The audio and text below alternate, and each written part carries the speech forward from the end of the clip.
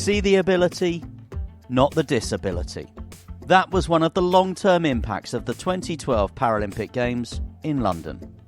In the decade since, athletes from Great Britain and Northern Ireland have consistently competed at the very highest level of disability sport. The organisation responsible for selecting and preparing the teams for both the Summer and Winter Games is the British Paralympic Association. I'm Michael. And I'm John. Founded in 1989, the BPA is a registered charity and recently unveiled their new strategy to inspire a better world for disabled people through sport. The BPA has also faced a number of challenges brought about by the pandemic, including the delayed Tokyo Games and the then troubled build-up to Beijing following the invasion by Russia of Ukraine. There's been a number of big calls for the man in charge. Hi, I'm Mike Sharrock. I'm the Chief Executive of the British Paralympic Association. Mike, great to have you on Great British Bosses from Anything But Footy. And coming off the back of what I guess you will look back on as successful Paralympic Games, the Summer Games in Tokyo, followed hot on the heels by the Winter Games in Beijing. Yes, it's been a remarkable time for everybody, hasn't it, the last couple of years? And that was very much a first for us, delivering teams to 2 games in 6 months. We normally get a bit more of a break in between, but it was an incredible time, and it was just incredible to see how the athletes responded to having to train during the pandemic and the incredible success that they achieved at both Tokyo and Beijing. It was remarkable. It sort of says a lot, doesn't it? Not only to their skill and how brilliant they are as athletes, but also to their resilience. And it was just such an incredible story of resilience from the team. And in a way, I guess that's sort of what the Paralympics stands for. In some ways, it's not surprising that the athletes were able to go and do that, but it was just incredible. And let's talk about your athletes, because Paralympics GB is one of the standout success stories of sport in this country, not just in the last couple of years, but now over at least a decade. In the UK, I think we should feel very proud of our athletes and what they've achieved. I think UK was, of course, the birthplace of the Paralympic movement all those years ago. But I think what the real moment where we saw that shift in the UK was London 2012, of course. But I think London was the time that the world saw Paralympic sport as elite sport for the first time at scale. I think a lot of people knew it was beforehand, but I think just the way in which it was so brilliantly projected by Channel 4 and the work that they did. But just the fact that we had 80,000 people at every single session inside the stadium cheering on our team and cheering on the athletes. I think it was a really pivotal moment for the movement, both in terms of how they're seen as elite athletes, but also I think that was the moment where we could really see the impact that our athletes had on shifting attitudes to disability. And I think something very special happened in the UK that summer, which is still there. I think people did start to focus more on the ability rather than the disability, and that's continued since then. Having said that, of course, there's still an awful lot more that still needs to be done. If you're disabled in the UK, you're still less likely to work, you're less likely to play sport, and maybe you're more likely to feel excluded from society in some way. So there's an awful lot more to do, but it was a huge moment for us. And talking about elite sport, you quite rightly mentioned London 2012 as being a game-changing moment. But before that, the introduction of lottery money in the late 90s, does that just go to show that a properly funded model can work in Paralympic sport as well? I think so, yes. And I think it's been a tremendous story of success over the last 20 years. And I know our athletes are, hugely appreciative of that. And if we look around the world, I just think we can feel very fortunate that we're part of a system that recognizes our Paralympians for what they are, which is brilliant sports people. And I think many countries in the world aren't at that place yet. I think they're catching up fast. I think a lot of people have seen what we're doing in the UK and are trying to replicate that. But I think there's no doubt that the fact that Paralympians are seen alongside Olympians as they should be, and that the same funding opportunities are available to them sits absolutely behind that success. Let's talk a bit about the British Paralympic Association, because the athletes get funded through their NGBs, the national governing bodies. But you guys at the British Paralympic Association, not necessarily in receipt of lots of government money, you need to raise your own finance. You are a charity, is that correct? Yeah, that is right. We've got two roles at the BPA. Our first role, in a way, is it's our job to get a best prepared team to the games, to the summer games and the winter games. So we're responsible for the selection and getting the team to the games and managing the team at the games. And we take that job really seriously. We do everything we possibly can. We've got a fantastic team at the BPA who work really hard, not just at games time, but through the whole 4-year period leading up to the games, because we do believe that everything we can do to make sure that every single athlete can compete at their best when it matters most is just so important, not only for the success that we see, and we've had fantastic success from Tokyo and Beijing and previously, but it's the impact that success has and that the success brings with it. So we are really clear, and there's a lot of evidence from London that it is those inspiring performances of the athletes that lead to people thinking differently about disability. And that is the second part of what we do at the BPA. We are committed to help to drive the social change that comes from those performances in the best way we can. And so we've got a really ambitious plan over the coming years to try and do more. So it's not just about shifting attitudes to disability, but we want to find the partnerships and like-minded people so that we can turn those performances into real change for disabled people in the UK. And to put it bluntly, how do you pay for that? How are you financed? And when games are postponed, as Tokyo was, how much of a challenge was that in terms of the profit and loss? Yeah, it was a huge challenge. I mean, we weren't alone, of course. It was a challenge for, as you say, we're a charity, and many charities across the UK were hugely challenged going through the pandemic, and we were too. We are a charity. We do get some funding from UK Sport, from the lottery funding, and for which we're very grateful. It's around about 13 or 14% of what we spend over a cycle. So the rest of it we need to go out and raise ourselves. So we've got a great commercial team here at the BPA. We've got some fantastic commercial partners who basically share our vision for trying to create a more inclusive world through the sport. And so, but we've always got to do more. And certainly the pandemic was a challenge. We were in a situation where many of those partnerships were due to run through till the end of 2020. And of course, we weren't able to offer our partners the highlight of that partnership, which was the Summer Games at the end of it. So we sat down with each of them. They just responded brilliantly because they supporting us for all the right reasons, and we were able to work that out with the partners. We extended through to Tokyo, and many of them are staying with us through to Paris. But it is, it's something that continues with, it's a big part of what we have to do, which is to raise the money to allow us to send the team to the games, and also to help drive the impact that comes on the back of that.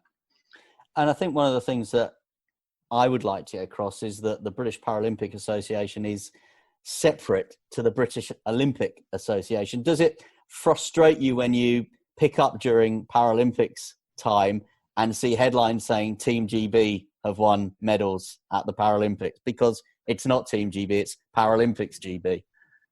No, it doesn't frustrate me, but I think it does frustrate certain members of my team, of course, and that's inevitable. I mean, we are different. We're not the same as the BOA. I mean, as it happens, we share an office with them, and we we do an awful lot of things together. We talk to one another a lot. We do a lot of the same things, so we share a lot. But we are two separate organisations, and the BOA are part of the, they're a member of the International Olympic Committee organisation, and we're a member of the International Paralympic Committee organisations, and those are two separate organisations that come together for the games and do a lot together.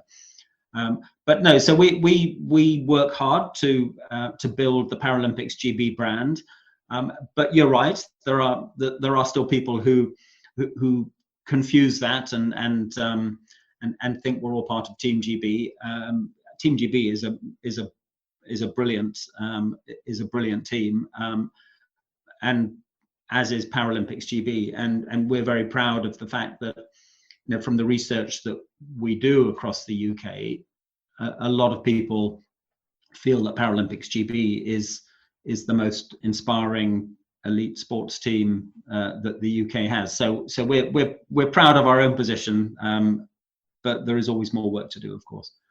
Is there an appetite from either side to come together, perhaps, and become one entity? They have it in America, of course. They do have it in the US, and there are one or two other countries that do it as well. I don't think there's any serious appetite for that. I mean, I think it might well have been looked at in the past. I think we are different organisations, and I think we feel that we are best served, and our athletes are best served from being separate and being apart. I think one of the things that we are really conscious of, and if you look at the people that work at the BPA, they are generally people that love sport, but they're also highly motivated by the social impact that sits behind what we do. And I think we're very conscious of our role as a charity. Allows us to access funding and do other things, and keep the focus on making sure that we're using those performances to drive change, and to work with different kinds of partners to drive change. So I think there could be some efficiencies that could come together from if we were combined, but I think there's bigger reasons why we should stay apart. So let's talk a bit about you, Mike. How does the man from BP become the CEO of the BPA? Yes, I thought you might ask me that. It wasn't planned, I tell you. Sometimes things happen in life. So yeah, I had I joined BP a long time ago. I had a 30-year career with them. I came out of university into BP. I think, if I remember, they were the only people that offered me a job, and I asked lots of people, so I was very grateful to have a job. But I had a brilliant 30 years with them, and loved every minute of it. Very international in terms of what I did. So I lived around the world in different places doing different things. But then the big change happened when BP became a partner of London 2012 back in 2008. And so, of course, I put my hand up to say, I'd like to get involved in that. So I had the privilege of leading that team. It started with a team of 2. And at games time, we had 1,000 people on the team. And in a sense, it just showed what an impact London 2012 had on, we were we were just a small part of a much bigger thing. And it was just such a privilege to be part of that. When I took on that role, the first thing I did was go out to Beijing and watch the summer games. I went to the Olympics and thought, wow, this is incredible. But then I went back for the Paralympics. And I guess it was quite personal. I was completely blown away by what I experienced at the Paralympics. I'd never experienced anything like that before. And I did feel what many people feel when they watch Paralympics, is you have thousands of disabled people coming together, but actually you just see the ability. You just see the incredible ability of these incredible athletes. And it really struck me. And I realized that it was going to be a big thing in London in 4 years' time. And so we put the Paralympics right at the heart of what we did. And so I guess that's, from that moment, I've been hooked.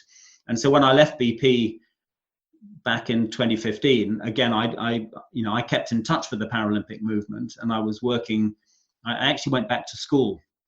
I went to, I did a master's master's in coaching and behaviour change for 3 years at the Henley Business School, and loved it, and was coaching. And one of my clients happened to be the International Paralympic Committee, so I would go over to Bonn every now and again. But this wasn't planned, and I think it was just when the opportunity came along, I was asked to sort of throw my hat in the ring, which I did, and it just seemed like one of those things that felt right. And I do feel incredibly privileged to be doing this job. I mean, it is the most fantastic thing to be part of, and there is such a great team here at the BPA, so it's a real privilege to be leading them. Who wooed who? Did you have to go to the BPA with a presentation and said, this is my vision? Or did they have to come to you and say, this is your package? Well, it's a bit of a funny story, I guess, because I got a call from a headhunter who wanted me to come in and talk about it. And I guess quite naively, I just genuinely thought he wanted some advice because of my involvement with the Paralympics. So I went in and had a chat, and I was very happily sharing my view about the role and what they needed. He asked me how much money they should pay. I said, oh, don't pay very much because you want someone with passion for the role. And then, of course, he then asked me, well, what about you? And it literally hadn't crossed my mind, because I was, at that point, I had my own little coaching business and I was happily doing that.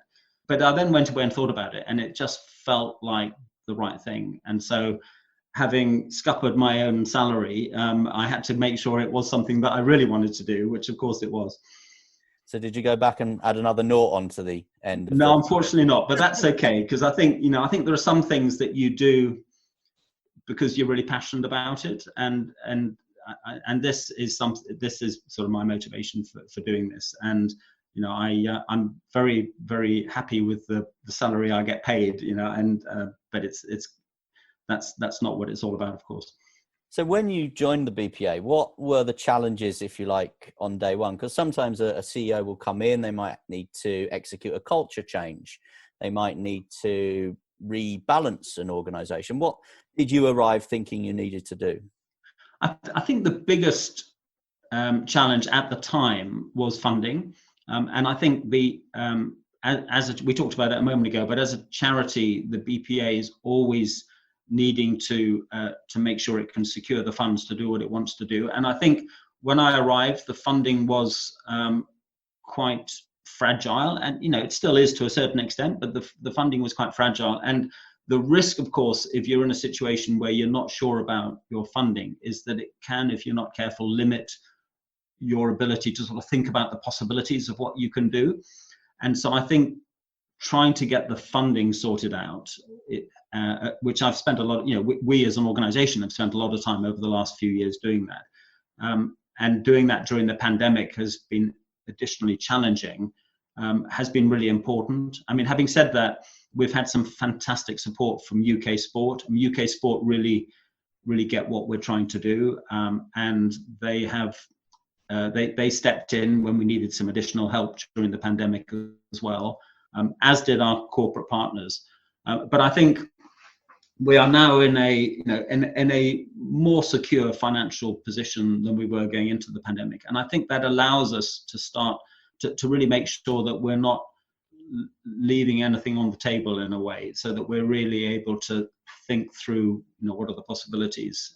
And we've just recently published our new 10-year strategy. I mean, actually, it's the first time we've published a 10-year strategy. We've tended in the past to think in 4-year cycles, but of course the world doesn't always operate in 4-year cycles. And by thinking slightly longer term, we're able to be more ambitious in terms of what we can do with the movement, what we can do to try and help shift attitudes to disability and improve lives for disabled people in the UK. So we've got big plans over the coming years in terms of what we want to do on that side of things as well. Yeah, I was going to ask you that. Obviously, the British Paralympic Association prepares teams for a summer games and a winter games. But do you feel, and you probably just said, yes, you do you feel that responsibility that actually you've got a wider societal role as far as disabled people in this country are concerned? We do. We feel that very strongly. And I think if you ask anyone in the BPA, they all feel that. I think every single person in the BPA, no matter what their role, I mean, we're a relatively small team. We have 35 of us or so at the BPA, and every single person is involved, no matter what they're doing, is involved in helping to drive social impact, helping to make change happen, helping to shift attitudes to disability, and get the focus onto ability. And so we do feel a responsibility, and we are fortunate to be working with some really great partners, not just commercial partners, others as well, working with organizations like Channel 4, for instance, who really feel that passionately. I mean, they bring a passion to their work at the Paralympics, which is clear to see in terms of how they go about what they do and what they do. And so we feel that, and we are, we'd like, our aim is to carry on making sure that we do as much as we possibly can over the coming years to make change happen. We want to work with athletes, because athletes are the biggest ambassadors. In a sense, many current and former Paralympians who, they're busy out there day by day, making change happen in their communities, and we think there's probably more we can do to support them in what they're doing. So that'll be at the heart of our plans over the coming years. And you mentioned Channel 4. Kate Clayton from Channel 4, who's the sports partnership lead, has been a previous guest on Great British Bosses. We had Craig Spence from the IPC, and I was going to ask you about the partnership with the IPC, because I've been really impressed with the IPC broadly over the past couple of years, more impressed than I have with the IOC, I should probably say. And I thought their We the 15 campaign, I'd never thought about it, in all honesty. Maybe that's me being naive, Mike, but I'd never thought about it. 15%. It hadn't ever occurred to me that was the figure that was put on it. And I just thought that campaign was so effective. It absolutely is, and both Channel 4 and IPC are fantastic organizations, and it's a lot of people. That's 1.2 billion people or thereabouts who have a disability around the world, and the IPC, I think, have done a fantastic job over the last couple of years in drawing attention to that and bringing some of the world's biggest organizations together to create this campaign around that.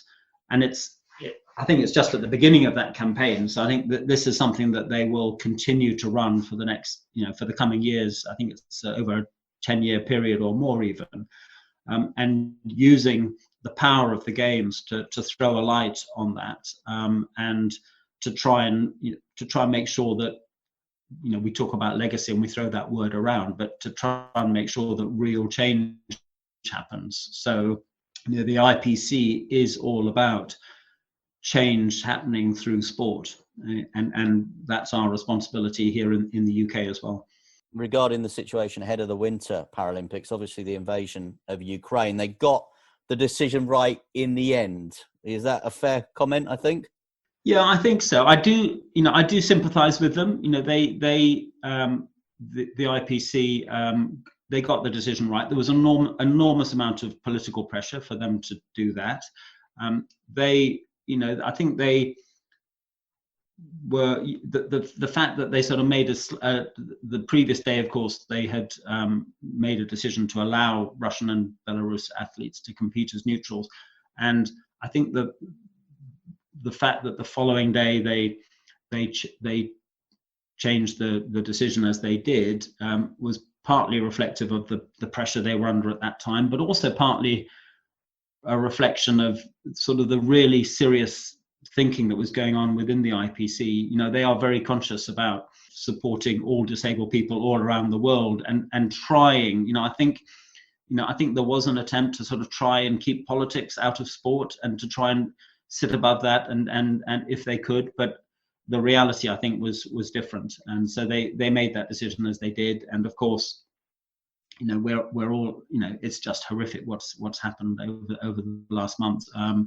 and we're in discussions with the Ukraine NPC around how we can help, and we're really keen to see how we can help if we can, whether that's in trying to find some funding for them or just trying to make sure that people have access to sporting, training facilities. So we're in discussions at the moment on that.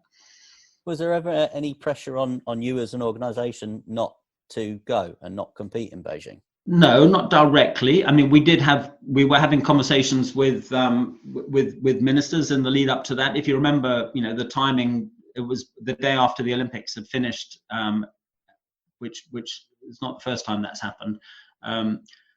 And so there were obviously lots of conversations going on. We were talking to the ministers at DCMS, sports minister and others regularly, and so there was clear political pressure for exclusion, but no direct pressure on the BPA. I mean, we clearly had some requests, but I wouldn't call it as pressure.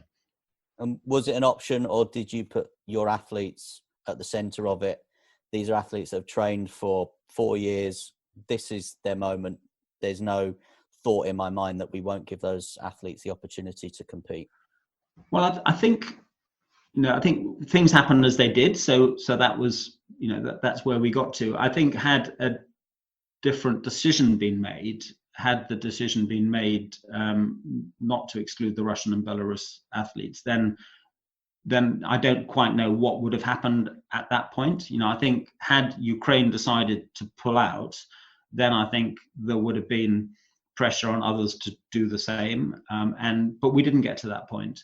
But clearly it would have been something that we would have had to think very hard about and take a decision on very quickly. You did get to the point, though, that the games began. You marched in an opening ceremony and you won a medal on day one. And that kind of set the pattern for what was a very successful Beijing 2022. Yeah, no, it was. And to come away with 6 medals and to create, there were some fantastic performances there. The first ever gold medal on snow for a British skier, with Neil and Andrew Simpson, and whether that's Olympic or Paralympic, was just brilliant. First ever snowboard medal for Paralympics as well. So I mean, some really brilliant performances, and that actually not just the medal performances. There were an awful lot of athletes who competed, who competed at their best and delivered some personal best performances. So they should feel really, really pleased.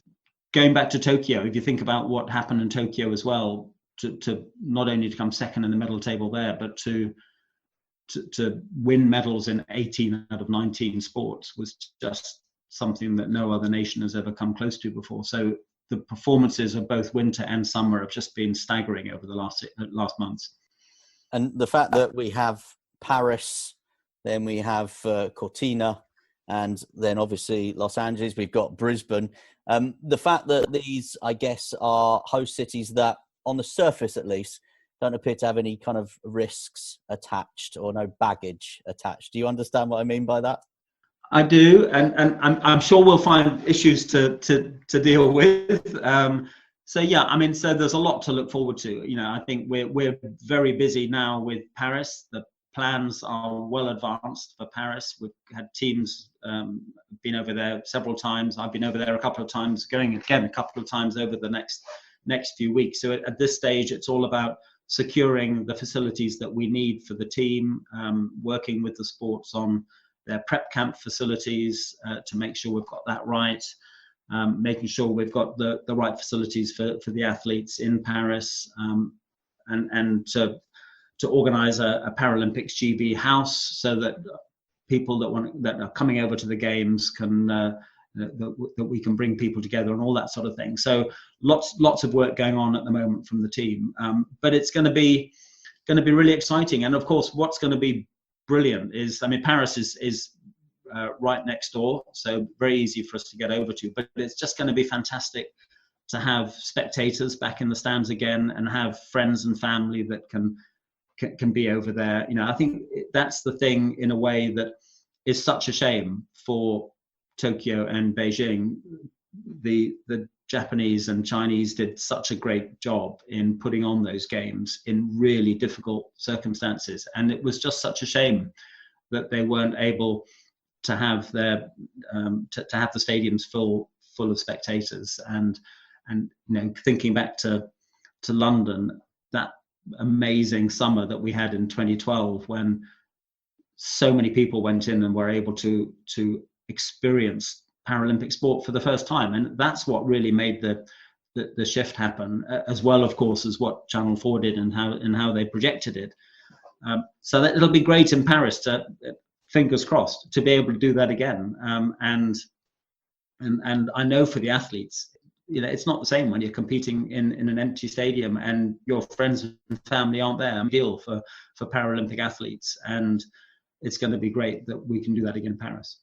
And on that, of course, final point is it's happening in the right time zone. So whereas London 2012 made superstars of the likes of Ellie Simmons, Hannah Cockcroft, others whose names we know, Johnny Peacock, I could go on.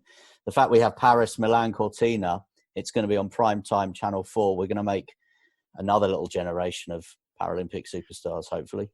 We will. And there's no doubt about that. We are set to experience some more amazing performances, and both from our existing team. The thing about Paralympians, the number of Paralympians who continue to amaze us games after games. I remember in Tokyo watching Lee Pearson get another 3 gold medals. I mean, it's just incredible, and there are so many that do that. And so, but we will have lots more new stars coming through, and it'll be brilliant.